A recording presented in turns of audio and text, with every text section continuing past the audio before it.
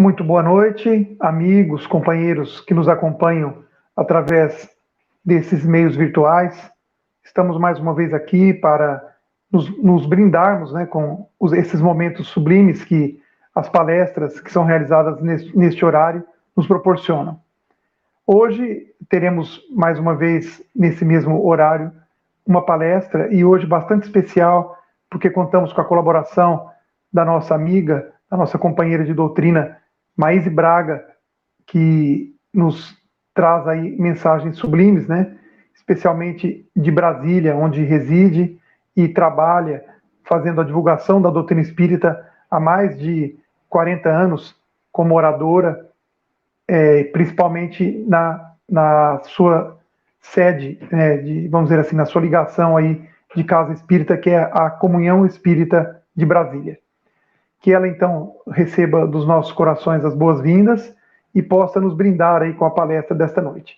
Antes que ela possa falar, nós vamos rapidamente aqui, então, fazermos a apresentação da programação que a casa gera durante toda a semana, já que de segunda a domingo nós temos alguma programação ao vivo sendo produzida aqui por esses canais. E então é para que as pessoas possam se lembrar delas ou então conhecê-las se estiverem tomando contato conosco pela primeira vez.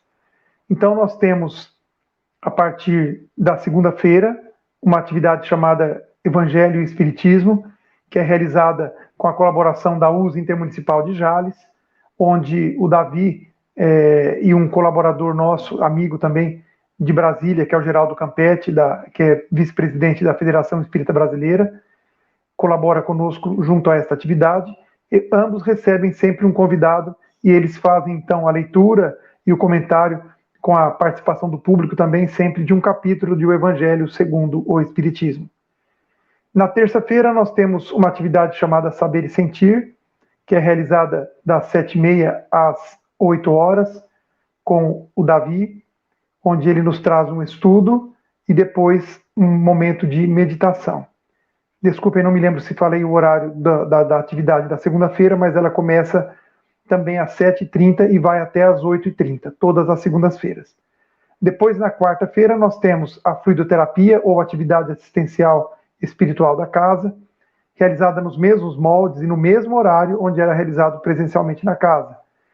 Esta atividade é realizada das 8 às 9 da noite, todas as quartas-feiras, e nesse momento, então, a equipe nossa de fluidoterapia faz uma leitura do Evangelho, do livro Pão Nosso, e depois comentários, alternando-se com músicas, até que a atividade se encerre às 9h. Esta atividade, inclusive, recebe o nome das pessoas que precisam ou que querem que os seus nomes sejam colocados, ou o nome de algum parente, amigo que sabe que está precisando, e estes nomes podem ser colocados ao serem enviados aí para o e-mail da casa, que a nossa produção vai colocar aqui dentro de instantes. Na quinta-feira nós temos uma atividade de estudo, que é baseada no estudo da Revista Espírita, né, que Allan Kardec utilizou aí como um verdadeiro laboratório para produzir outras obras espíritas.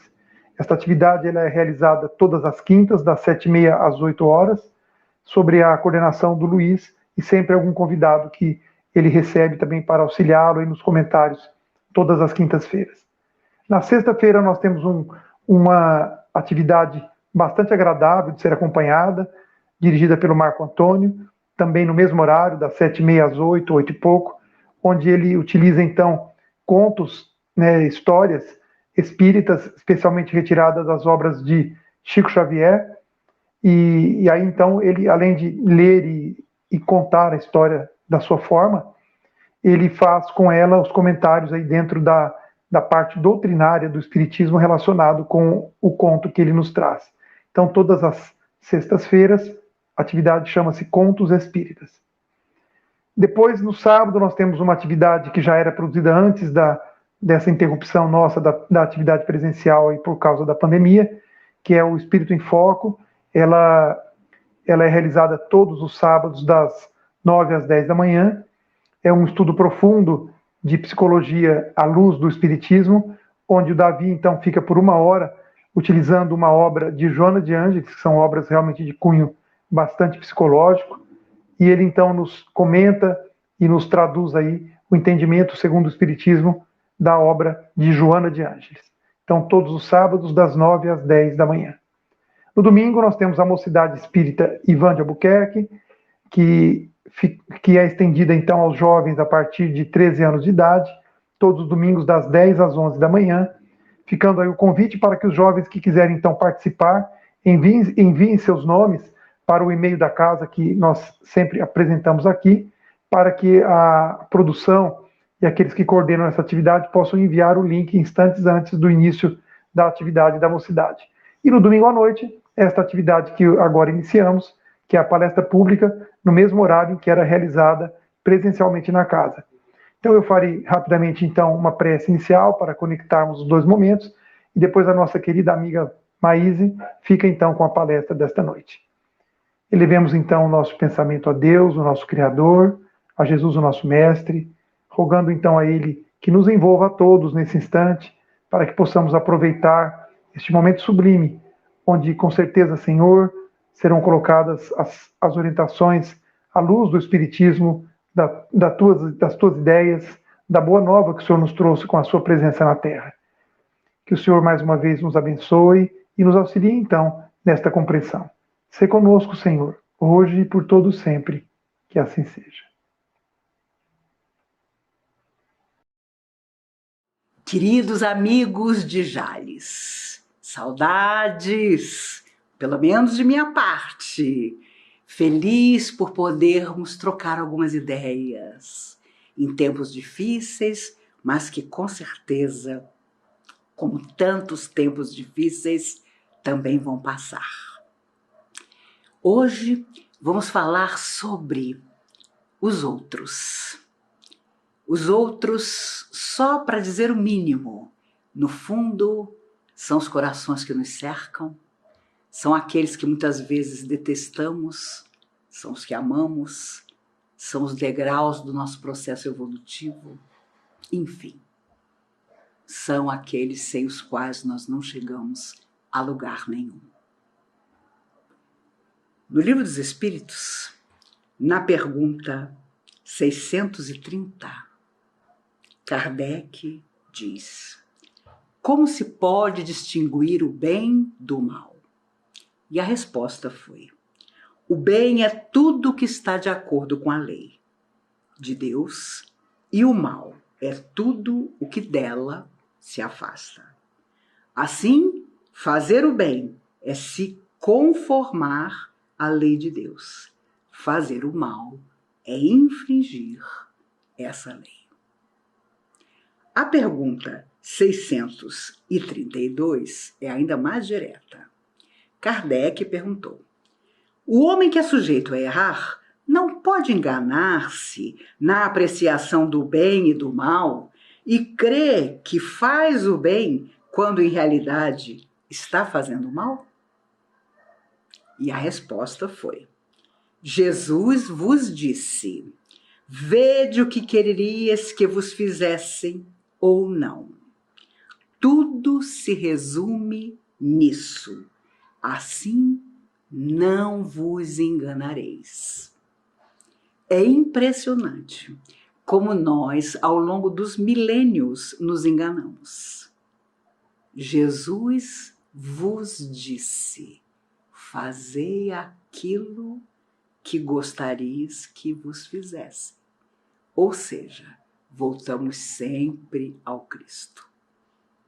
Por isso, quando perguntava ao Chico qual a grande novidade que ele tinha para contar, ele dizia: o Evangelho, meu filho, o Evangelho é a grande novidade. Porque por mais que neguemos, tudo está lá. E é óbvio, quando se fala do bem e do mal, nós estamos falando dos outros. Porque quantas e quantas vezes desencarnamos e ao retornar à verdadeira existência, fora da matéria, nós justificamos os nossos erros, afirmando que não sabíamos o que deveríamos fazer. Nós espíritas estamos com uma dificuldade enorme, porque somos conhecidos pelos outros por saber muito. Antigamente havia um preconceito imenso em relação aos espíritas. Hoje Não.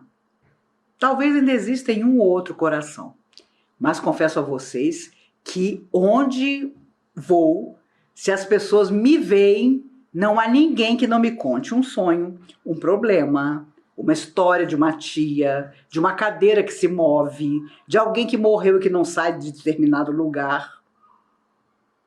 E, principalmente nos ambientes de trabalho, por exemplo, tenho amigos que dizem: Maíse, tenho que andar reto mesmo sem querer, porque quando eu faço qualquer coisa ou tenho um momento de mau humor, sempre um amigo me diz: mas você é um espírita?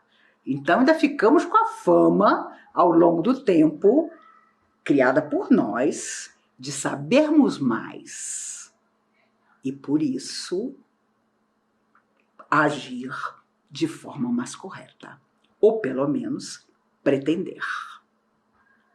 O outro, muitas vezes, é a nossa justificativa para o fracasso. Eu tinha toda a intenção do mundo, mas encontrei fulano. Fulano foi um problema na minha vida. Todas as dificuldades que eu não tinha, fulano trouxe. Ou,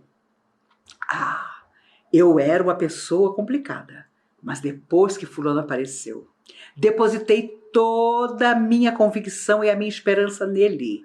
Mas se ele não está bem, eu fico péssimo. Se ele se desvia por um instante, eu perco o ar. E a questão do outro é tão séria que eu sou tão antiga na doutrina espírita que me recordo muito bem das milhares de pessoas que chegavam à casa espírita para culpar o outro desencarnado. Em geral, a pessoa chegava lá depois de uma série de perturbações ou de problemas sérios que havia criado na vida e dizia: não fui eu. Foram as entidades sofredoras que eu não enxergo, mas das quais percebo a influência.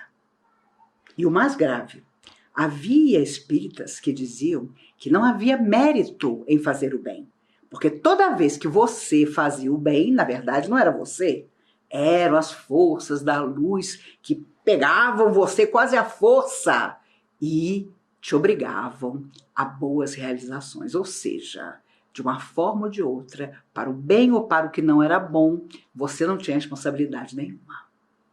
Nas décadas de 60, 70, havia essa mentalidade. Depois, claro, graças à mediunidade ímpar de Chico Xavier, principalmente, os amigos espirituais olharam para nós na matéria e devem ter pensado: vamos esclarecer as coisas. Vamos dizer que cada um é dono da sua própria vontade. E uma vontade poderosa, tanto para o que é bom como para o que não é, nos arrasta. Convence o outro, mas principalmente nos domina. E claro, os livros de André Luiz trouxeram as sutilezas do outro sobre nós. Quando percebemos que somos energia, e que energia trocada muitas vezes significa problema. Mentalizações que fazemos sobre o outro nos aprisionam. Sentimentos que obrigamos, às vezes, o outro a ter sobre nós, nos impedem de caminhar. Porque onde a pessoa estiver pensando em nós, de alguma maneira, nós receberemos. Me recordo, há muitos anos, um querido amigo, era um dirigente formidável de um dos trabalhos da casa, da Comunhão Espírita, o seu Nelson, já desencarnado. Se você tinha um processo de influência espiritual negativa sério mesmo, aquela obsessão das antigas, porque hoje as pessoas continuam influenciadas negativamente, mas fingem. Antigamente a coisa era bem complicada. E seu Nelson era daqueles que quando você chegava na porta do grupo que ele dirigia, você já sabia que o seu problema ali começava a ser solucionado. Ainda que você não fizesse grande esforço. Era um dirigente maravilhoso. E tinha um grupo de médiuns maravilhoso também, que com ele estava há muitos anos. Era um magnetismo incrível que havia no grupo. Funcionava no sábado à noite. E havia uma plateia enorme no sábado à noite na comunhão. Então as pessoas chegavam lá alucinadas. Havia inclusive gente que nem frequentava a comunhão, mas que trazia problemas tão graves, familiares, que ia no sábado, depois de uma certa hora, porque sabia que ali funcionava aquele grupo. E quantas vezes, quase meia-noite, é que o trabalho acabava. Eu trabalhava no grupo, depois de fazer a palestra do salão, porque conversava com as entidades sofredoras. Eu e outros orientadores, claro. E vi coisas acontecerem ali que não estavam em livro nenhum. E que só anos depois apareceram nas obras psicografadas. Mas que, obviamente, existiam no mundo espiritual. Mas o seu Nelson, certa época, num certo momento, ele teve uma crise de labirinto. Mas uma crise de labirinto que não o deixava. E claro, ele foi ao médico, foi medicado, mas o médico estranhou aquilo, porque já tentara 2 ou 3 medicações e a crise de labirinto não passava. E aí, seu Nelson, claro, pediu orientação aos espíritos amigos. E eles contaram que havia uma senhora que durante um período longo havia feito um tratamento desobsessivo no grupo que seu Nelson dirigia. Ela havia se afastado por vários motivos da comunhão e até se mudara de cidade. Mas, durante aquelas semanas em que o seu Nelson se viu envolvido na crise de labirinto, ela, lá onde estava, se lembrava dele permanentemente, porque havia sofrido um acidente de ônibus muito sério. O ônibus havia ficado pendurado num abismo e ela foi uma das únicas resgatadas com vida. Uma coisa seríssima que aconteceu. E ela marcou aquilo no seu pensamento de uma forma tremenda. E ela queria contar a seu Nelson o que havia se passado. Mas ela perdera contato com seu Nelson e com a própria comunhão. E durante semanas ela mentalizava o seu Nelson diariamente, relembrando o acidente que havia sofrido. E por incrível que pareça, de tal maneira ela o perseguiu mentalmente que ele captou por um instante aquela vibração que tinha chegado até ele. Isso foi confirmado depois pela senhora, porque ele é que procurou por ela para saber o que havia acontecido, e ela se sentiu homenageada pela preocupação dele. Como é que o senhor descobriu que eu queria achá-lo para contar o que me aconteceu? Mas esse foi um dos muitos episódios em que nós percebemos que pensar no outro, ainda que se tenha passado muito tempo, é irradiar sobre o outro o melhor ou o pior que saia do nosso coração. E por isso, quando nós estamos fora da matéria e temos contas a ajustar com nós mesmos, a coisa fica complicada.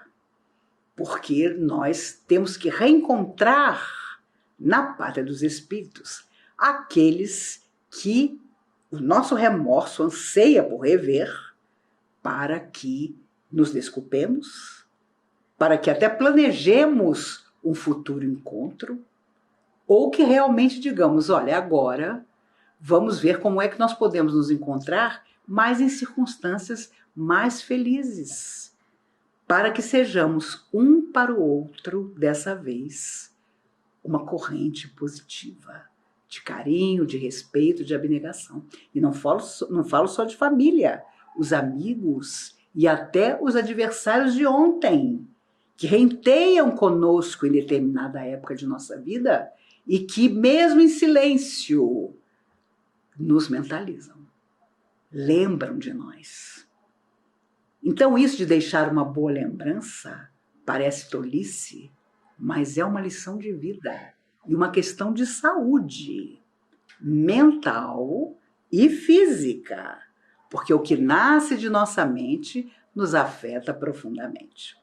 Sempre me lembro do seu Mário, presidente de nossa casa, um dos fundadores da comunhão, e que ele foi dono de muitas fazendas, foi um homem muito rico, e ele contava que quando porventura algum empregado da fazenda lhe fazia alguma coisa negativa e ele era obrigado a mandar o empregado embora, porque não confiava mais nele, pagava ao empregado até o que o empregado não tinha direito.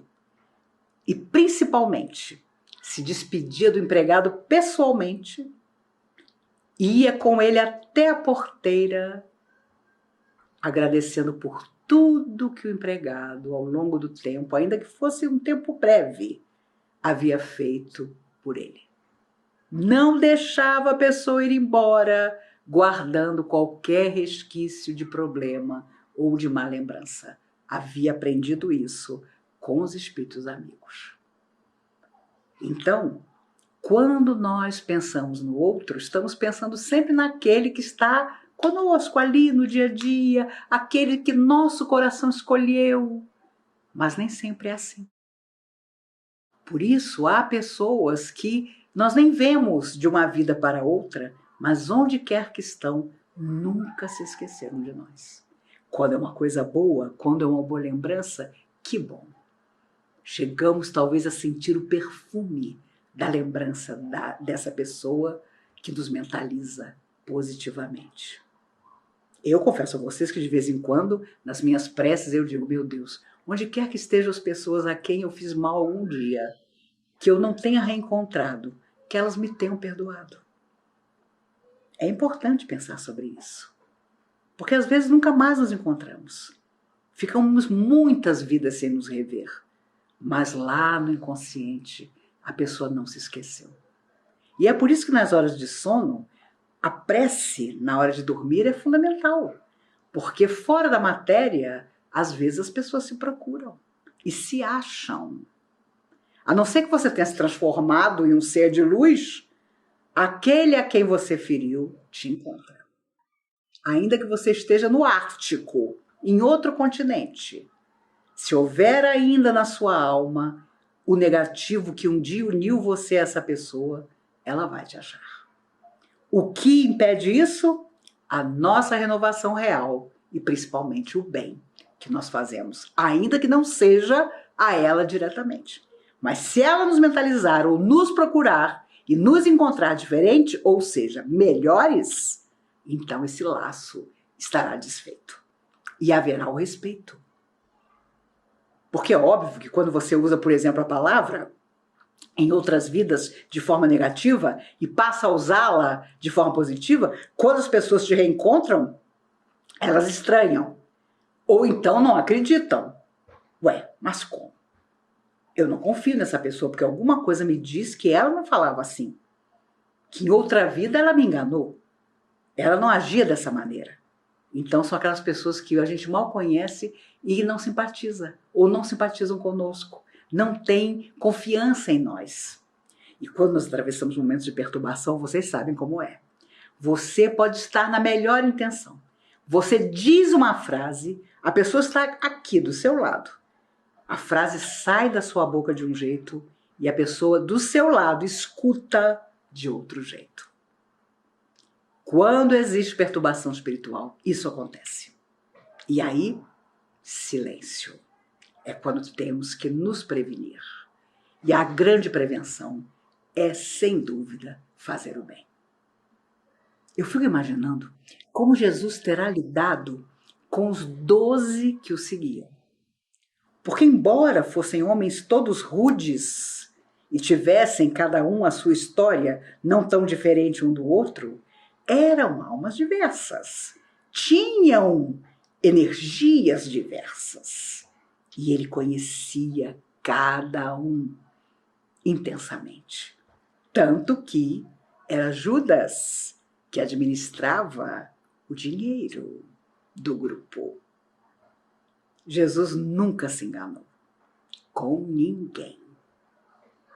E tinha tanta beleza ao respeitar o outro que podia chegar à sua frente a pessoa com a enfermidade que fosse, que a sua pergunta sempre era: que queres que eu te faça? Parecia óbvio. Se a pessoa era cega, queria enxergar. Se era um paralítico, queria caminhar. Se era um leproso, queria estar limpo. Mas Jesus conhecia a alma humana. Sabia que muitas vezes o que o outro pretende não é o que é melhor para ele, mas é aquilo que às vezes não é o melhor, mas é o que ele precisa ainda enfrentar. Por isso tanta gente sai frustrado da casa espírita. Por isso tanta gente diz, eu já frequentei o tal lugar, mas para mim não resolveu. Já tomei passe lá no grupo do fulano, não serve. Já passei, eu conheço gente que já fez um verdadeiro tour mundial pelas casas espíritas e nunca resolveu as suas dificuldades. E saiu se queixando de cada uma das casas. Porque, no fundo, não havia em lugar nenhum algo que chegasse ao seu anseio, que era simplesmente encontrar razões reais para ser feliz. E há quem queira ser feliz, mas opte, de caso pensado, pela infelicidade. Por isso o outro é sempre um mistério. É alguém que de repente surge na nossa existência de uma forma e se transforma com o tempo. Todo casamento devia ser para a vida inteira. É verdade, mas às vezes a vida inteira é muito tempo. Às vezes você conhece a pessoa e ela é de uma maneira. Depois ela se transforma. Se transformar para melhor, que maravilha. Mas nem sempre é assim. Muitas vezes a vida traz surpresas. Surpresas com que não contávamos. E ninguém é obrigado a ser maltratado, a não ser aceito e amado como merece, simplesmente porque se uniu um dia a alguém através do véu da ilusão. Porque as ilusões existem. Tanto que Emmanuel dizia, através do Chico, só se desilude quem se iludiu. Então não adianta você dizer, nossa, mas quando eu conheci fulano, ele era assim, era assado, tinha tal qualidade. Não é que fulano deixou de ter as qualidades. Ele simplesmente fez outras opções. E nós não podemos obrigar ninguém a seguir conosco quando essa pessoa não quer mais estar ao nosso lado. A nossa fórmula de felicidade pode ser boa para nós, para o outro muitas vezes não funciona. Quem dera que aos nossos filhos nós disséssemos o que fazer e eles seguissem aquilo que nós achamos que é o melhor para eles. E que não houvesse obstáculos, que não houvesse lutas e dificuldades. Quereríamos sempre que estivessem conosco. Eu costumo brincar com minha filha Mariana, tem 37 anos, uma psicóloga, afinal tem a vida dela, que por mim, sua mãe, ela ainda estaria de pijama de flanela, de ursinho, tomando sorvete, assistindo desenho animado, sentada no sofá na frente da televisão. Porque eu ainda poderia protegê-la de tudo. E ela é uma pessoa feliz, mas a gente quer proteger até daquilo que é felicidade, mas a gente tem medo que deixe de ser. O outro é sempre um mistério. Por isso, os espíritos, Casimiro Cunha dizia através do Chico, o outro, sabes quem é? É aquele que Deus te envia para saber como estás. No fundo, o outro é sempre aquele que nos dá um mapa de como estamos, de quais são os nossos sentimentos mais escondidos, os nossos pensamentos mais secretos. Quanta gente nos elogia, nos detestando às vezes. Quanta gente diz que deseja o melhor para nós, nos invejando e não desejando nossa felicidade, nossa alegria real. Eu tive um vizinho há muitos anos atrás e eu, quando o encontrava, sempre estava com a minha cachorra, descíamos e eu dizia bom dia. E ele, sempre carrancudo, mal-humorado, fechado, não me respondia. Um dia, sei lá por que, ele teve um problema com o filho e foi até a comunhão. Nunca havíamos conversado. Obviamente, ele sabia muito bem que eu morava no mesmo andar que ele. Quando ele chegou na comunhão, a palestra era minha. E alguém havia dito a ele que me procurasse depois que a palestra acabasse. O rapaz era um adolescente, estava com problemas. E foi muito engraçado, porque conversei e tal, chamei um orientador, enfim, a questão ali aparentemente começou a ser resolvida. No dia seguinte, eu, muito iludida, pensei, hoje eu ia descer com a cachorra, eu encontrava todo dia no elevador, pensei comigo, hoje ele vai me responder o bom dia. Quando eu entrei no elevador e o encontrei, ele quase dedo em riste disse para mim, agora eu sei quem a senhora é. A senhora não é normal. É por isso que a senhora todo dia dá um sorriso e me cumprimenta sem nem me conhecer. A senhora é espírita. Gente, eu fiquei pasma. Eu não sei quem ficou mais paralisada, eu ou a Jade, a minha cachorra. Porque eu fiquei impressionada. Ele se sentiu quase ofendido de me encontrar na casa espírita e de ser através de mim que ele e o filho tinham encontrado uma solução lá para a questão que o filho atravessava. Então, o outro, muitas vezes, não se convence de que você, porventura, pode ser útil de alguma forma. Ele desconfia em gênero, número e grau.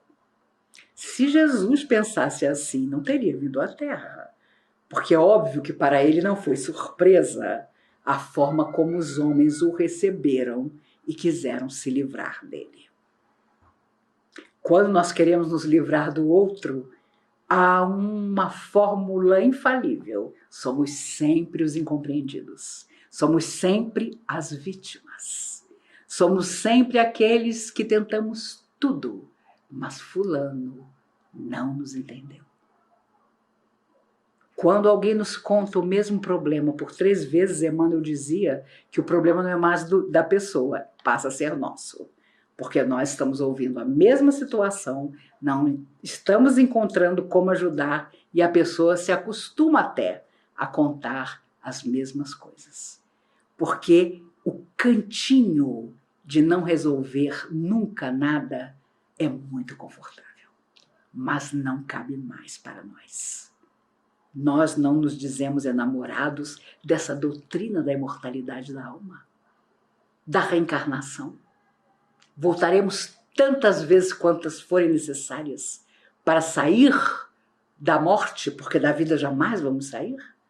Então não nos cabe mais o vitimismo, embora esteja tão em moda. Não nos cabe mais dizer, na pandemia eu sofri muito, perdi tanta gente querida e continuei do mesmo jeito. Não é mais possível. Tenho absoluta certeza de que todas as pessoas cristãs do mundo, aquelas que minimamente creem numa força divina e em si mesmas, hão de modificar seu próprio coração e a vida em torno. Não haverá mais indiferença de nossa parte, nem por aquele que chora, que sofre, como por aquele que parece tão feliz, mas que carrega escondido tantos dramas inimagináveis. Aqui em Brasília há um bairro de gente chique, o Lago Sul, e de vez em quando faço palestra lá. E uma vez voltando para casa, eu olhei aquelas casas maravilhosas e me lembro que pensei assim, meu Deus, eu devo ter feito alguma coisa muito ruim em outra vida para não morar numa casa bacana dessa. Passam-se uns dias, um amigo espiritual me disse, você não tem ideia de quantos dramas existem naquelas casas que você invejou. Eu continuo invejando no bom sentido, mas, sem dúvida, ele devia ter razão de me dizer isso. Porque o outro, muitas vezes, se compraz com a aparência e conta histórias felizes, porque ele é incapaz de admitir que o grande sonho da sua vida é simplesmente ser aceito para ser entendido no mais profundo do seu coração.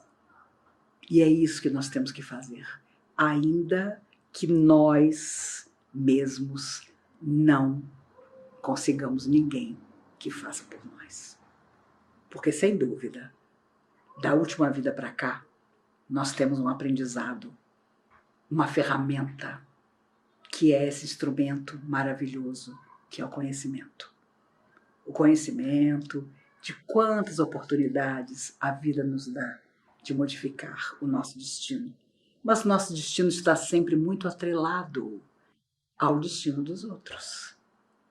E por isso temos que caminhar juntos. Ninguém vai chegar sozinho ao processo evolutivo final.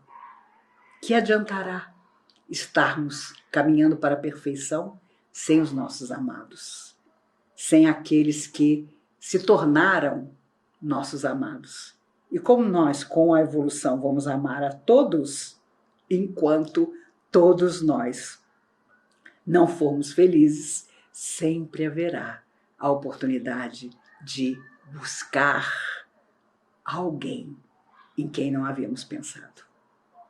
Há uma mensagem de Memei muito bonita, antiga, da década de 60, em que ela diz, inclusive a mensagem se intitula Os Outros. Está no livro Espírito da Verdade, de 1961. E ela diz, num certo momento, quando você olhar seus braços robustos, pensa naqueles que têm braços mirrados pela necessidade. Agradece os teus braços robustos e auxilia a quem não os tem. Quando você olhar em volta e perceber quantas bênçãos, pensa naqueles cujas bênçãos parecem nunca existir e ajuda-os a enxergar e a construir bênçãos. Então, todas as vezes que os amigos espirituais, em algum momento, através de um médium, têm oportunidade de falar-nos, é sempre para nos incentivar a amar o outro, trazendo-o para junto do nosso coração. Porque de queixas o universo está lotado, de desesperança também, de desistências, infelizmente, também. Então, por mais que tenhamos vontade de desistir, e quem é que já não teve? Por mais que nos decepcionemos com o trabalho, do jeito que é feito, ou com as pessoas que às vezes não nos amam como gostaríamos de ser amados. Mas, se Jesus tivesse esperado, amor não teria nem chegado até nós. A figura de Maria, com Jesus morto no colo, é algo que me vem muito à mente quando vejo pessoas sofrendo. Imagine, meu Deus, o que ela não sentiu naquela hora. Imagine você ter nos seus braços um filho que só trouxe luz e bem, morto, crucificado entre ladrões, como um ladrão também. O que não passou pelo coração daquela mulher humilde? E nós achamos, quando nosso destino dá uma trava, que nós não merecemos aquilo, que aquilo conosco não pode acontecer. E nós espíritas somos os grandes cobradores. Ah, mas ontem eu estava assistindo palestra, ontem eu estava organizando material para a campanha. Como que hoje me acontece isso? Como que meu filho não é brilhante como eu imaginava? Como que meu neto está com essa dificuldade? Porque aqueles que são nossos não são os outros. Com os outros pode acontecer. Conosco não. Esse vírus veio trazer uma realidade. Ele, conforme eu às vezes costumo dizer, não tem caráter nenhum. Pessoas queridas, amorosas, pessoas que conheci, que só faziam o bem, já não estão mais aqui. E a verdade é que para quem vai continuar, permanece a tarefa de sermos todos esses outros que partiram e que ainda vão partir. Há 100 anos atrás, na gripe espanhola, em 3 anos, 50 milhões de pessoas morreram. Mas, se Deus quiser, com o avanço da medicina hoje, não viveremos essa catástrofe. Embora espíritas que conheço me digam que vai ser complicadíssimo, que vai vir a 10ª onda, que nós nunca vamos sair dessa situação, confesso a vocês que não creio. Acho sim que é uma prova que nos tornou todos participantes de um mesmo drama, mas sem dúvida nós vamos sair disso melhores, se Deus quiser. É um dever que nos cabe. Haverá muitos sorrisos, muitos abraços. Vamos lembrar com carinho de quem foi embora e vamos viver por eles. Vamos fazer todo o bem que eles estariam fazendo se aqui estivessem. E um dia, como dizia Emmanuel, nos encontraremos todos no país da união sem adeus, sem lágrimas, sem morte. Mas até lá, que o outro seja sempre aquele que vem nos mostrar quanto de Deus nós temos no coração. Há muitos anos atrás, uma senhora chamada Clélia Rocha fundou o lar Anália Franco na cidade de São Manuel, no interior de São Paulo. E como havia uma escassez de recursos, ela juntou um pequeno grupo das crianças e viajava pelas cidades do interior, e as crianças se apresentavam cantando, declamando poesia, era uma outra época, imaginem, para arrecadar fundos para a obra que então começava. Quando a gente começa uma obra, vocês sabem, falta tudo. Então é preciso alguma condição material. Os espíritas até hoje têm o costume de ter um escorpião no bolso. Quando você faz um almoço a R$10, as pessoas já reclamam. Não sei se aí é assim. Aqui é assim.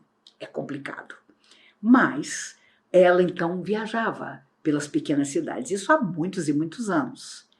E numa determinada cidade do interior, estavam numa praça as crianças se apresentando, ela coordenando a música, quando um rapaz robusto, no meio da plateia que assistia, se agacha no chão, pega uma pedra enorme e lança certeiramente sobre o rosto da dona Clélia.